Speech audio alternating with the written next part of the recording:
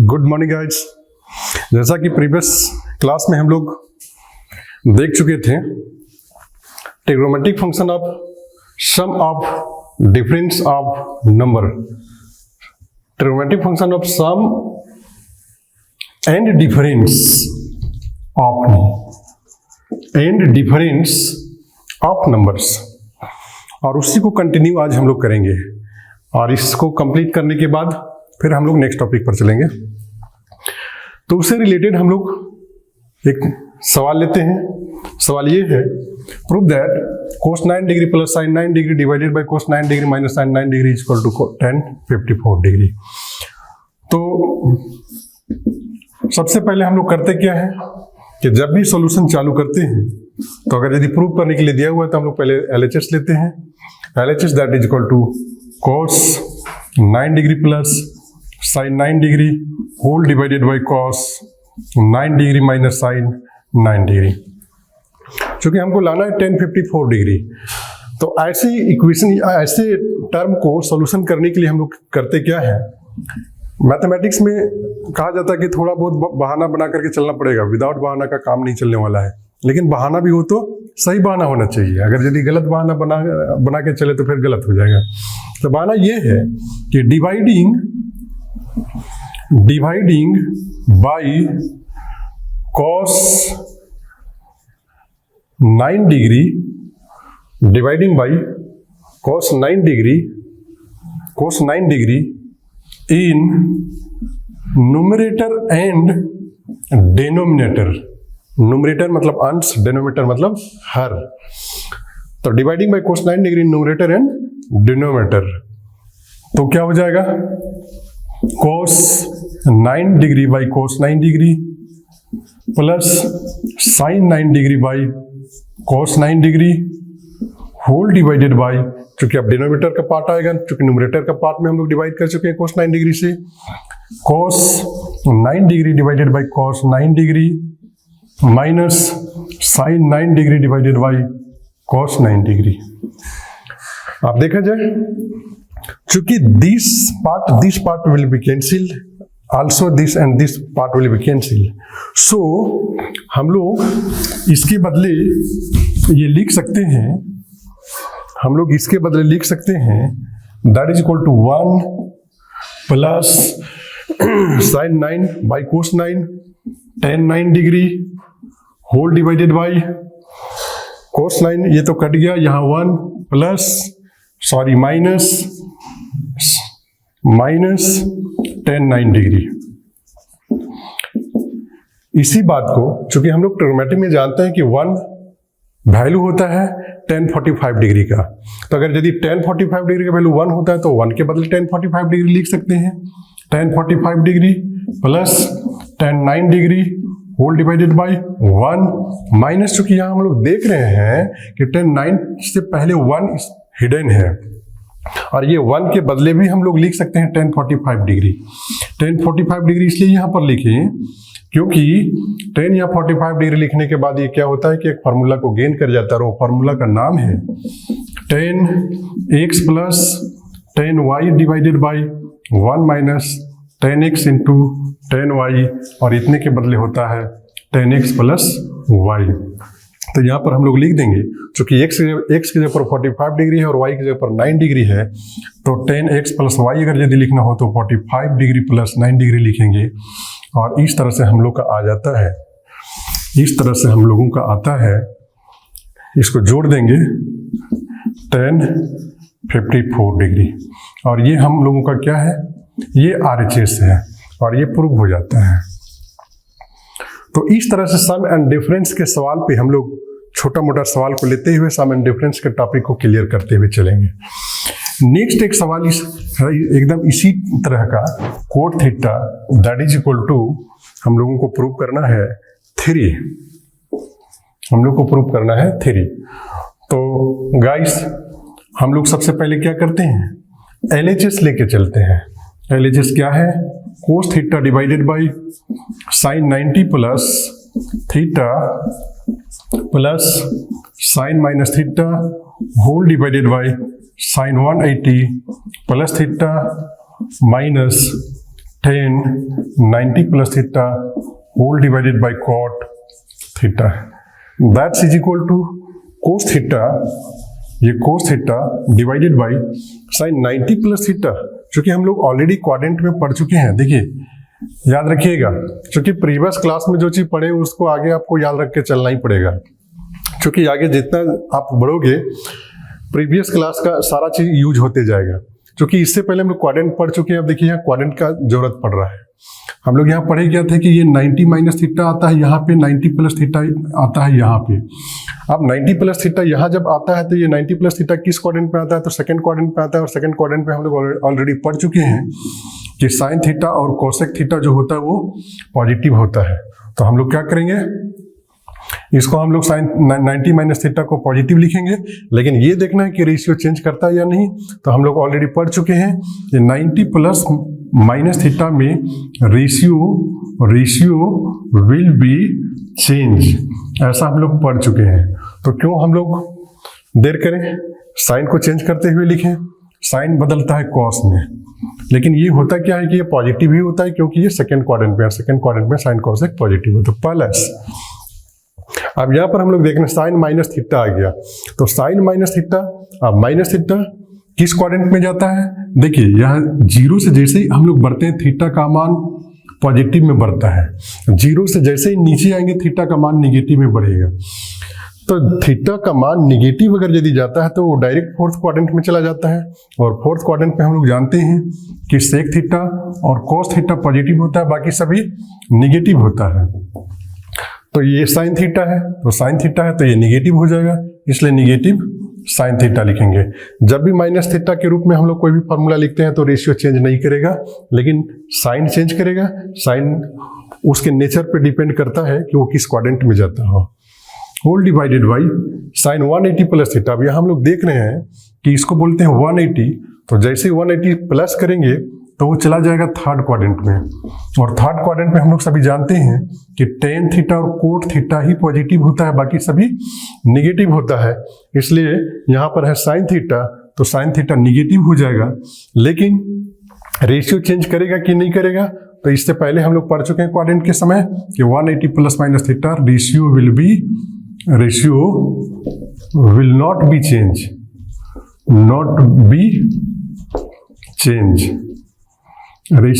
B change. तो sign का sign ही रहेगा। अब यहां हम लोग देखते हैं टेन 90 प्लस थीटा, तो 90 प्लस थीटा में रेशियो चेंज करता है। अगर रेशियो चेंज करता है इसका मतलब ये हो जाएगा हम लोग का क्या, कोट थीटा। लेकिन अगर यदि कोट थीटा होगा तो साइन, चूंकि 90 प्लस थीटा हमारा सेकेंड क्वाड्रेंट में है, और सेकेंड क्वाड्रेंट में क्या होता क्या है कि साइन और कोसेक के अलावा जो भी पड़ता हो वो निगेटिव होता है। तो ये निगेटिव हो जाएगा और डिवाइडेड बाय पहले से है हमारा कोट थीटा। इस तरह से हम लोग देखते हैं, क्वाड्रेंट को साथ लेकर के चलते हैं। जब तक क्वाड्रेंट को साथ लेकर के नहीं चलेंगे सम और डिफरेंस का सवाल भी नहीं बनेगा। तो ऐसा करते हैं, इसको एक बार हम लोग इस तरह से काट देते हैं, इस तरह से काट देते हैं, इस तरह से काट देते हैं। चूंकि वो सेम चीज़ है, डिवाइड में है, कटेगा ही। यहाँ बच गया 1 माइनस माइनस, यहाँ भी हो जाएगा +1, यहाँ भी माइनस इंटू माइनस +1। और हम लोग को लाना कितना था, 3 लाना था, और वो क्या था, RHS प्रूव। और इस तरह से हम लोग सारे चीज को, मतलब क्वाड्रेंट को भी साथ लेकर के और इसके सम और डिफरेंस के सवाल को भी साथ लेकर के चलते हैं, और हम लोग सॉल्यूशन को कंप्लीट करते हैं। एक आध सवाल और इससे रिलेटेड हम लोग देखते हैं।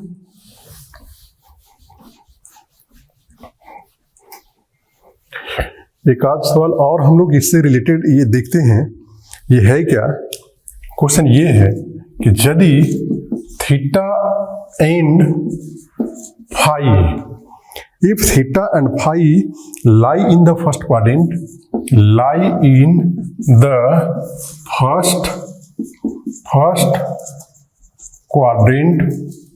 यदि वो फर्स्ट क्वाड्रेंट में हो, such that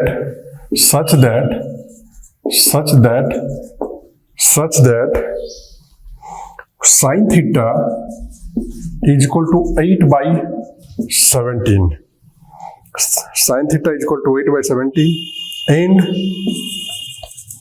cos phi is equal to 12/13 then find sine theta minus phi, sine theta minus phi.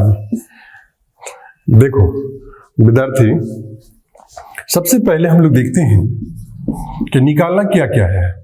Sine theta minus phi निकालना है, तो साइन थीटा माइनस फाई निकालना है तो ऐसा हम लोग पढ़ चुके हैं पहले, साइन एक्स माइनस वाई का फॉर्मूला, उसके आधार पर ये बन जाएगा। तो साइन थीटा माइनस फाई जैसे हम लोग यहाँ पर देखते हैं, अगर साइन एक्स माइनस वाई का फॉर्मूला लेते हैं तो हम लोग पाते क्या है कि sine x into cos y होता है minus cos x into sine y होता है। तो हम लोग देख रहे हैं कि थीटा एक्स के जगह पर थीटा है और वाई की जगह पर फाई है, तो हम लोग उसी तरह से करेंगे, यहाँ थीटा करेंगे और यहाँ फाई करेंगे, तो सब में उसी तरह से चेंज हो जाएगा, थीटा और ये भी फाई, ये भी थीटा और ये भी फाई। अब यहां से देखा जाए साइन थीटा माइनस फाई, अगर यदि ये वैल्यू निकाल करके पुट कर देंगे तो ऑटोमेटिक हम लोग का साइन थीटा माइनस फाई निकल जाएगा। साइन थीटा देखते हैं ऑलरेडी दिया हुआ है, कोस फाई ये भी दिया हुआ है, तो हम लोग को निकालना पड़ेगा कोस थीटा और साइन फाई। तो साइन कोस थीटा और साइन फाई यहीं से हम लोग निकाल लेंगे। चूंकि गिवन दैट, ऐसा हम लोग देखते हैं कि ऑलरेडी क्वेश्चन में दिया हुआ है, given that sine theta is equal to 8/17 and cos phi is equal to 12/13। तो sine theta is equal to 8/17 कहने का मतलब यह है कि यहां से कोस थीटा निकाल सकते हैं, वो ऑलरेडी इंडिकेट कर रहा है कि मैं ऑलरेडी मौजूद हूं, आप चाहो तो इसको निकाल सकते हो।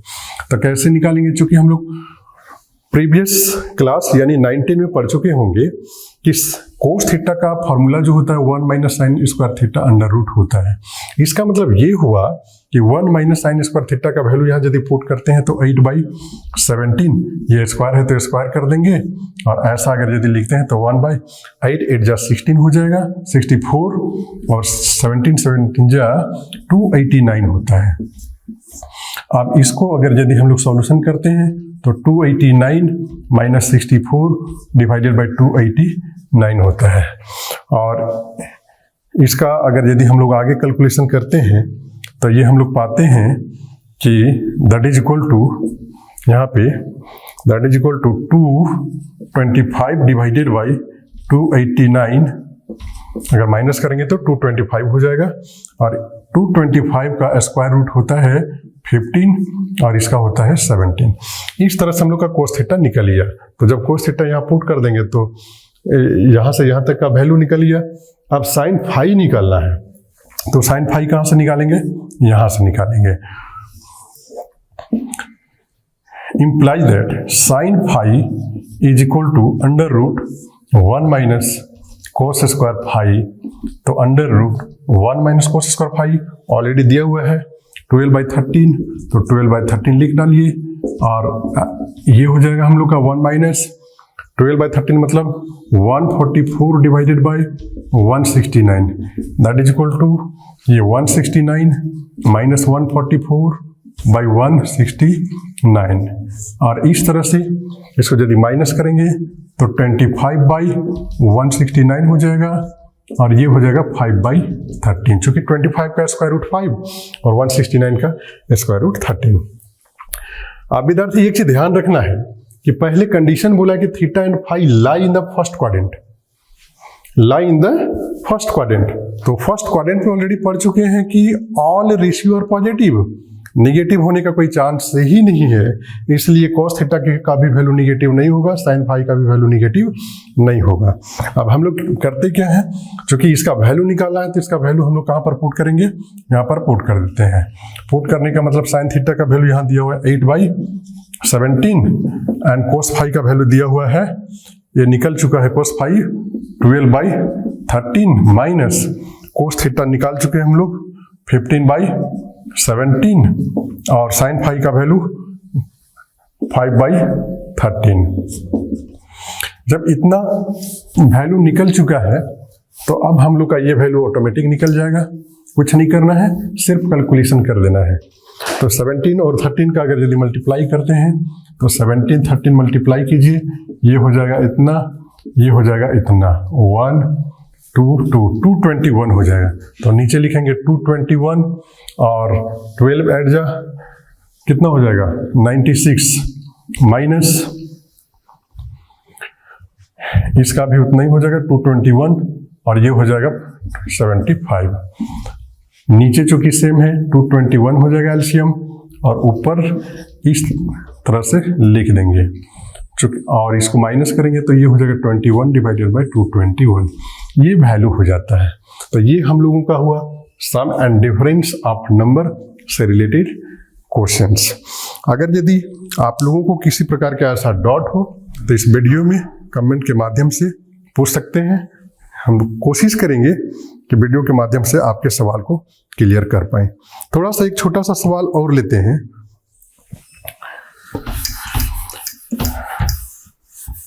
देखिए, हो सकता है ये सवाल इस तरह न लिख करके सवाल को यहां पर बदल दे। इस कहने का मतलब ये कि थीटा का वैल्यू जो है वो π/2 is less than pi and phi जो है वो पाई इज लेस देन 2π/3। ऐसा भी पूछ सकता है। तो यदि ऐसा पूछ सकता है तो आपको कहीं डाइवर्ट नहीं होना है, समझ जाना है हम लोगों को यहाँ पे कि इसका मतलब होता है सेकेंड क्वाड्रेंट और इसका मतलब होता है थर्ड क्वाड्रेंट। तब हम लोग सेकेंड क्वाड्रेंट का जो प्रॉपर्टी है, सेकेंड क्वाड्रेंट का जो नेचर है, थर्ड क्वाड्रेंट का जो प्रॉपर्टी और नेचर है, उस पर हम लोग देख करके इसका काम कर लेंगे। क्वेश्चन पूछने का टेक्निक यही है, चाहे वैसे भी पूछे या ऐसे भी पूछे, मतलब दोनों का सेम है, काम करने का तरीका भी सेम है। अब एक छोटा सा सवाल और लेते हैं हम लोग। छोटा सा सवाल ये है कि prove that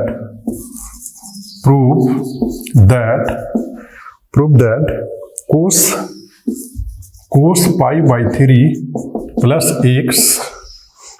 x that is equal to 1/2 cos x minus √3 sin x विद्यार्थी देखिए, LHS बराबर cos π/3 plus x, ये तो आखिर एंगल जो है सम का ही है। जितना भी हम लोग अध्ययन कर रहे हैं सम एंड डिफरेंस का कर रहे हैं, तो ये भी तो सम का ही है। तो हम लोग सम में क्या करते हैं, चूंकि ऐसा जानते हैं, फॉर्मूला हम लोग जानते हैं कि cos x plus y that is equal to cos x into cos y minus sin x into sin y होता है।